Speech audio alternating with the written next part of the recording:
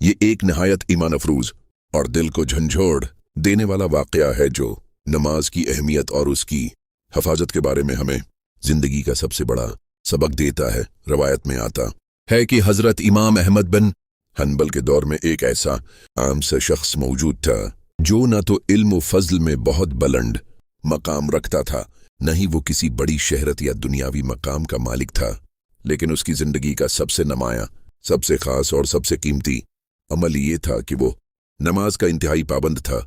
उसकी जिंदगी में कोई ऐसा दिन नहीं गुजरता था जिसमें उसने नमाज को छोड़ा हो या उसमें सुस्ती की हो। वो चाहे किसी भी हाल में होता, शदीद गर्मी हो या सर्दी की सख्ती, सफर हो या हजर, काम की मसरूफियत हो या जिस्मानी थकन, वो हर सूरत में नमाज को वक्त पर अदा करने की कोशिश करता था और उसे अपनी जिंदगी का सबसे अहम फरीजा समझता था।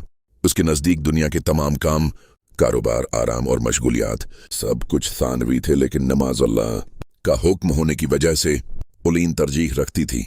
वक्त गुजरता गया और वो शख्स अपनी जिंदगी का सफर मुकम्मल करके उस दुनिया से रुखसत हो गया। इसके इंतकाल के बाद लोगों ने उसे इज्जत व एहतराम के साथ गसल दिया, कफन पहनाया और इस्लामी तरीके के मुताबिक दफन कर दिया। इसकी जिंदगी बज़ाहिर आम थी, लेकिन उसकी एक नेकी जो सब पर गालिब थी वो इसकी नमाज की हिफाजत थी। कुछ उर्सा बाद एक नेक और सालेह शख्स ने ख्वाब में देखा कि वही फौतशुदा शख्स एक बहुत ही पुरस्कून और नूरानी हालत में मौजूद है। इसके चेहरे पर ऐसी रोशनी और सुकून था जो बयान से बाहर है। इसका चेहरा खुशी और इत्मीनान से चमक रहा था, जैसे उसे किसी बहुत बड़ी नामत और कामयाबी से नवाजा गया हो। ख्वाब देखने वाले शख्स ने हैरत से उससे पूछा कि अल्लाह ताली ने तुम्हारे साथ क्या मामला फरमाया है और तुम उस कदर खुश और मुतमईन क्यों हो?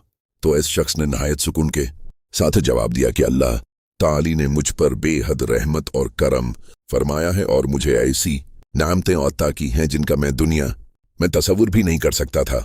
फिर उससे पूछा गया कि तुम्हारी कौन सी नेकी ऐसी थी जिसकी वजह से अल्लाह ने तुम्हारे साथ इतना बड़ा मामला फरमाया, हालांकि तुम न बड़े आलम थे और न ही तुम्हारे पास ज्यादा नफली इबादत थीं।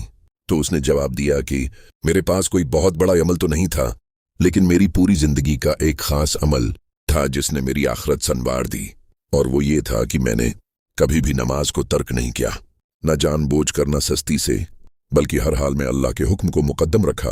फिर उसने बताया कि जब मुझे कब्र में रखा गया और मुझसे सवाल जवाब का मरहला शुरू हुआ तो मैं खौफ और घबराहट के आलम में था, लेकिन अल्लाह ताली ने मेरी नमाज की वजह से मेरे लिए कब्र के मराहिल को आसान फरमा दिया और मुझ पर अपनी रहमत का साया कर दिया। ये सुनकर वो नेक शख्स बहुत हैरान हुआ और उसे समझ आया कि इंसान की असल कामयाबी किसी बड़ी दुनियावी हैसियत में नहीं बल्कि अल्लाह के हुक्म की पाबंदी में है। ये वाक़या हमें गहराई से ये सबक देता है कि नमाज सिर्फ एक इबादत नहीं बल्कि इंसान की नजात, हिफाजत और कामयाबी की कंजी है। जो शख्स नमाज की हिफाजत करता है वो चाहे दुनिया में आम ही क्यों ना हो, अल्लाह के नज़दीक उसका मकाम बहुत बुलंद हो सकता है।